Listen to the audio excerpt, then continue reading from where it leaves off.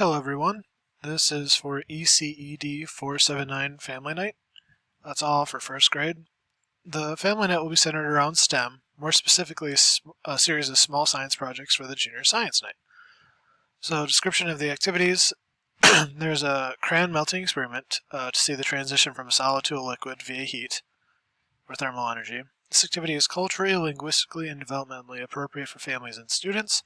Culturally, there are no bias, as the activity is not geared towards any culture. More, it is open for all to participate in. Per figure 10-12 in our textbook, their special guests will not be limited towards any specific role and will be open to extended family members or non-custodial parent. Linguistically, the instructions will be printed in English. However, I will have copies of instructions made in what other languages families might request as per figure 10-12. Translate copies as a strategy to overcome the barrier of printed material. This will be something done as an as-needed basis, set up with families as they register.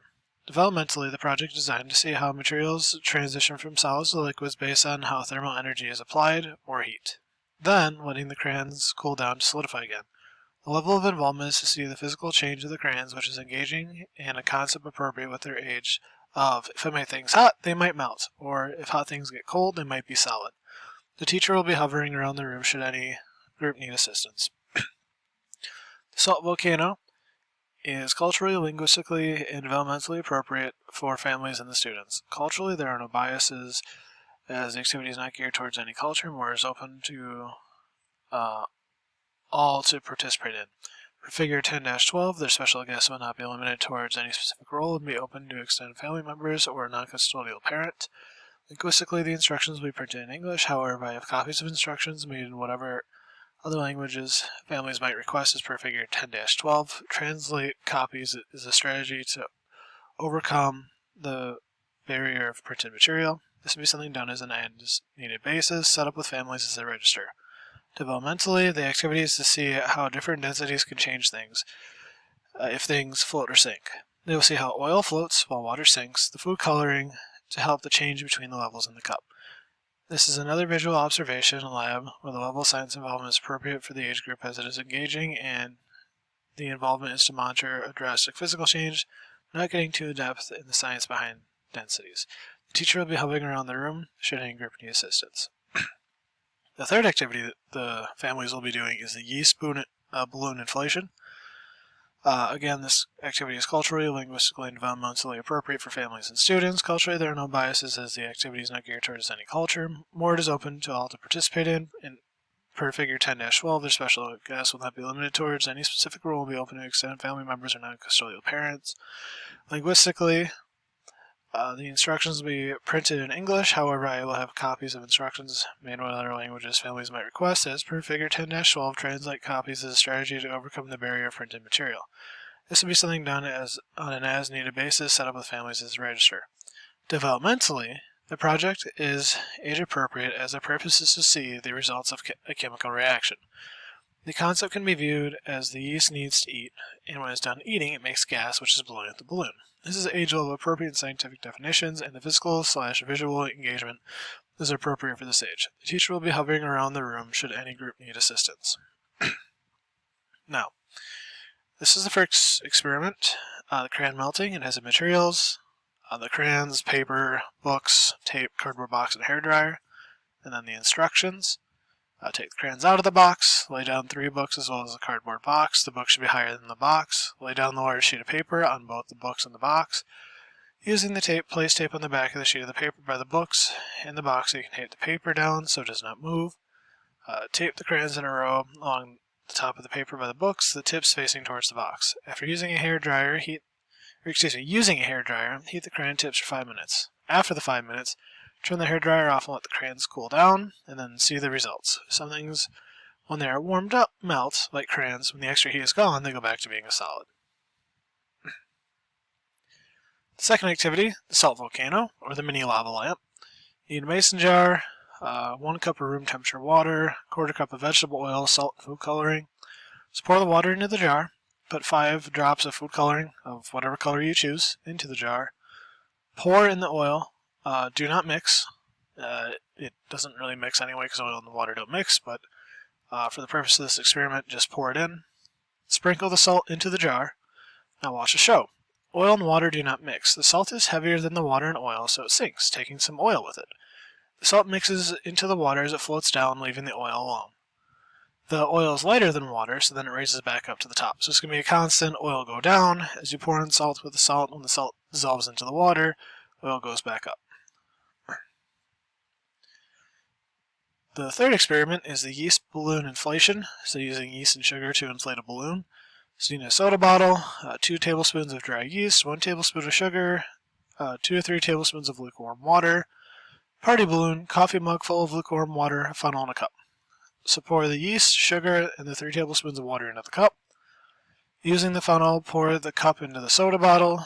Using the funnel, pour half of the coffee mug full of water into the soda bottle, and then stretch the opening of the balloon over the opening of the soda bottle.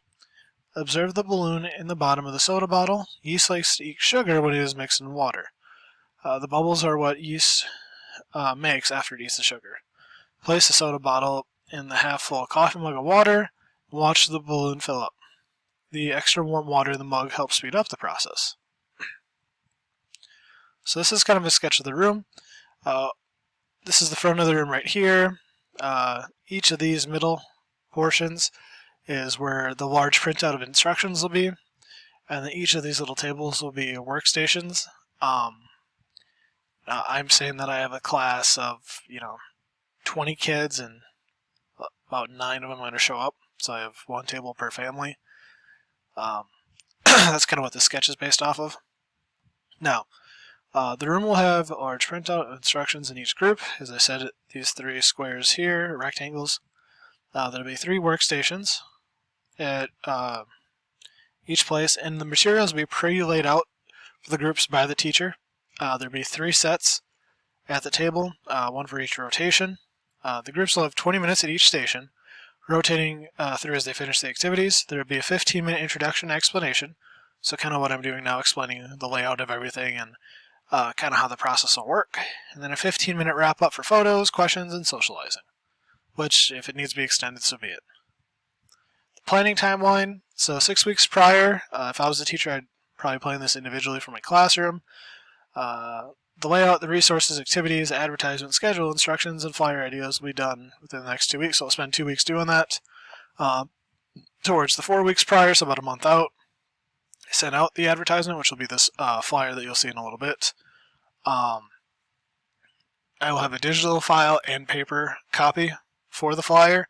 The digital file will go to the family emails or the guardians' emails, and then the paper copy with the students. To the students, I'll kind of explain what's going on with it, and then in the email, I'll kind of give a brief explanation about what the night entails. And then they will either return the paper flyers to me or have the guardians email me for confirmation about before the 2-week mark. So at the 2-week mark, I'm collecting all of it. Gonna double check with families if there's anyone that still wanted to sign up. So like anyone that really didn't respond. 1 week prior, definitely finalizing who's coming and who's not. I'm gonna request for the resources and then create a large printout of the instructions. That'll be something I do on my own. So 3 nights prior, pre-make all the stations, resources, and keep them stored. So I'll keep them in one of my cupboards or something in the back of the room. 1 hour prior, I'll set up the room. So if it begins at 6, I'll get there about 5-ish, set everything up, lay out all the resources during the event, hold the event, and then I'll walk around and assist as needed. After the event, I'll spend up to an hour for socializing-ish, but more kind of sticking around that 15-minute mark, and the other 45 minutes are going to be to clean up. Now my flyer. So, Foxhole Elementary presents Junior Scientist Night. It'll be Thursday, April 22nd, 2021, 6 p.m. to 7:30 p.m. So, hello, junior scientists. Discover the world of science at Foxhole Elementary. We'll do our very own experiments and tests to learn more about how the world works around us. We will make and observe our projects with our own hands as we do activities involving heat, chemical reactions, and density. All are welcome, including family.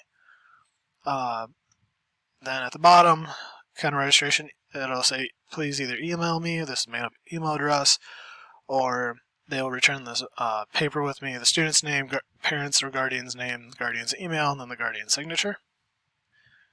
And here are my resources that I used. Thank you very much.